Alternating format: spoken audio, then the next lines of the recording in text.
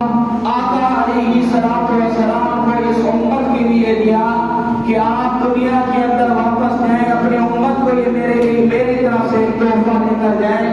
تو اللہ تعالیٰ آسمانوں سے یہ نماز والا تحفہ دے کر آئے اور صحابہ رضوان اللہ تعالیٰ علیہم اجمعین کو نماز کا طریقہ سکھلایا.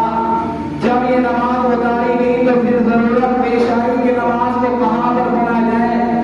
تو اس وقت نماز جو ہے بیت اللہ کے اندر ادا کی جاتی تھی. تو نماز پڑھنے کے لیے مسجدوں کی تعمیرات شروع ہوئی. میرے بھائیوں دوستوں بزرگوں، آج دنیا کے اندر دیکھو کہ ہندو اپنے مندر کو آباد کر رہا ہے، سکھ اپنے مذہب کی پرچار کرتا ہے، اپنے مذہب کا دعوے دار ہے. اسی طرح یہودی اپنے مذہب کے دعوے دار ہیں، عیسائی اپنے گرجا گھروں کو آباد کرنے میں لگا ہوا ہے. اسی طرح کچھ لوگ شراب خانے، فحاشی اور ریانی کے اڈوں کو آباد کیے ہوئے ہیں. اسی طرح گروہ اپنے گروہ داروں کو آباد کیے ہوئے ہیں. لیکن